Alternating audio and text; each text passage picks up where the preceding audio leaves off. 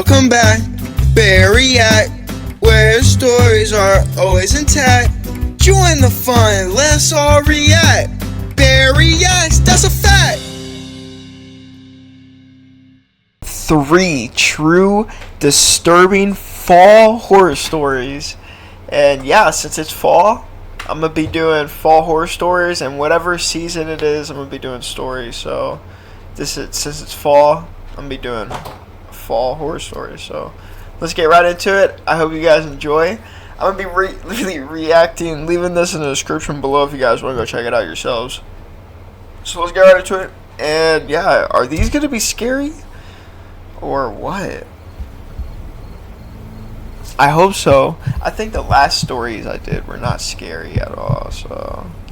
My name is Nancy, and I work as a behavioral therapist in a local psychology office. Okay. I've been doing this for 5 years, and I've dealt with a lot of different types of people.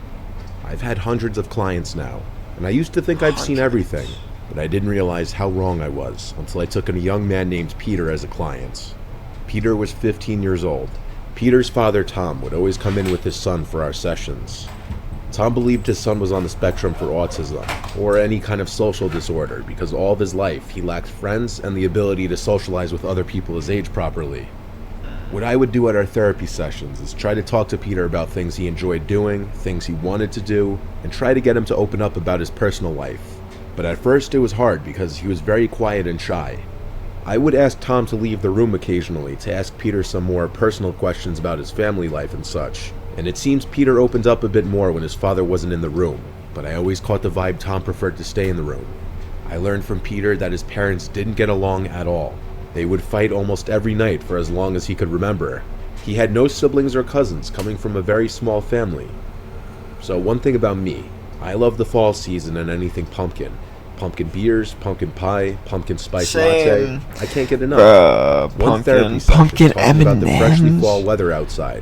Peter was telling me about how this was his favorite season, and I told him the same, largely because of my love for pumpkin flavored things.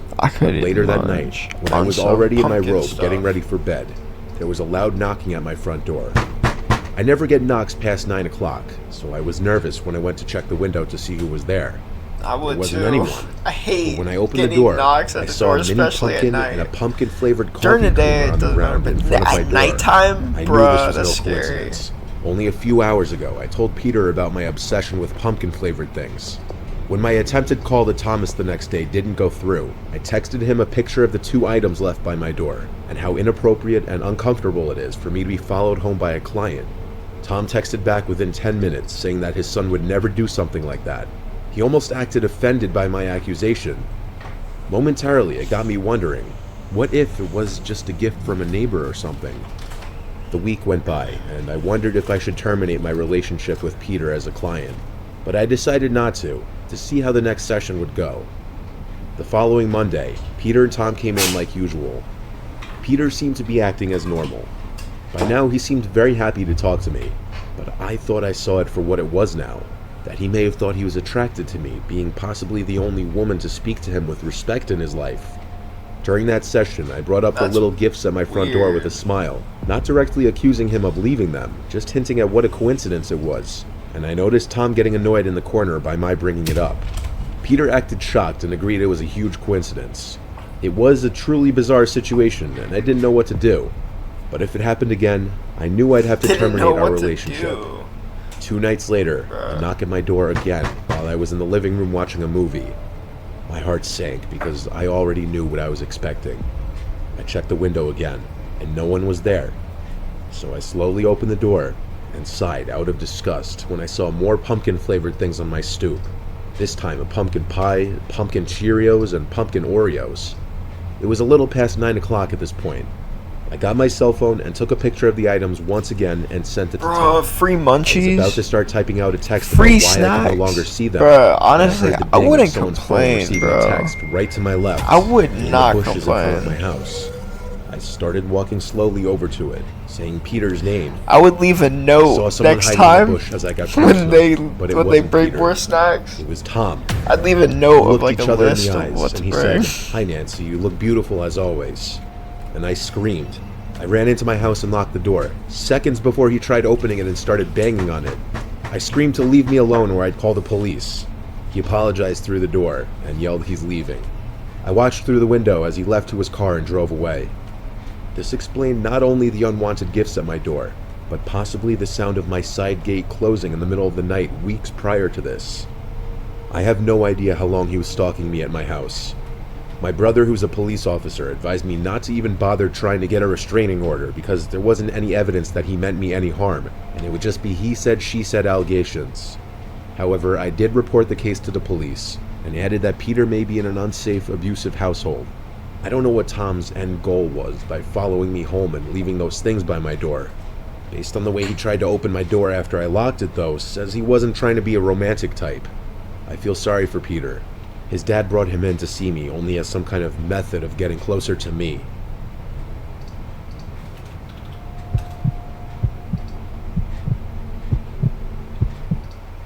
That wasn't story. That wasn't scary at all. Bruh, these are not scary. That was not scary at all. Okay, this is the second story. Bruh, that was not scary at all, bro. That was so lame. That wasn't even about... That was about... Bro, why did she even think it was a client in the first place? Obviously... That was a flop. That was a flop story. That was... That literally deserves a flop. Alright. Is this second story going to be good or something to do in the spirit of the season? It was a nice fall night out. Low 60s, nice breeze. So we wanted to be outside. Not much goes on in our boring town, and we weren't old enough to go to bars or anything. We decided to ride our bikes up Miller's Road to this old closed-down pumpkin farm nicknamed Farmer John's Pumpkin Patch. It used to be a literal farm, surrounded by crops on one side and forest on the other. The alleged Farmer John, or whoever actually owned it, didn't live there anymore. It was sold, and whoever bought the land just never did anything with it for a long time.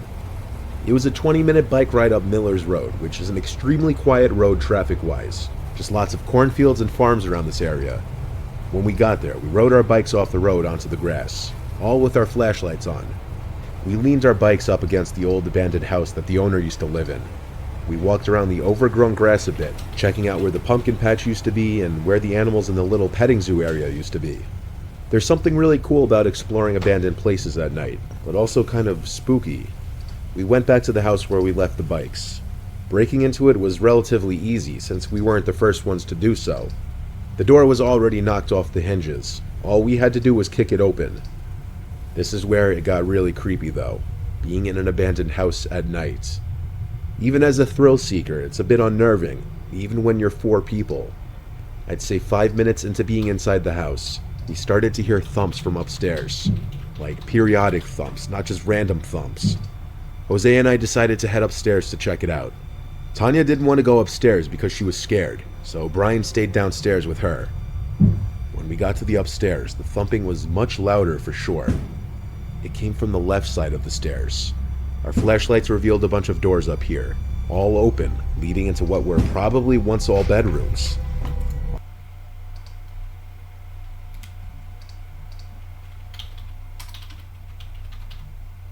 Our footsteps were loud as we walked closer to the room with the thumping.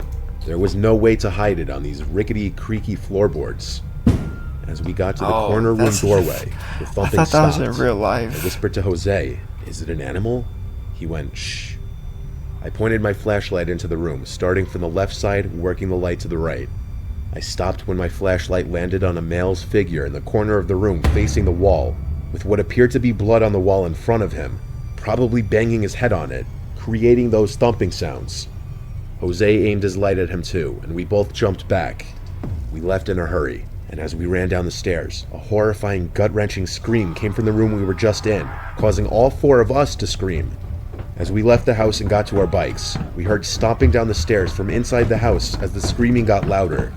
We all ran to our bikes, absolutely freaked the fuck out, and we pedaled as fast as we could out of there. The screaming stopped before it ever came out of the house. That's we so didn't look scary. Back. We continued pedaling all the way up Miller's Road till we got back to my house. I have no idea what we witnessed in there, and I won't even try to explain it. Alright. That one is a little bit scary, I'm not gonna lie. That one Alright, this is the third story. Okay. When I was a little kid, there was this top of the second one mountains makes resort I up went for to the with my first family one, 2 different times.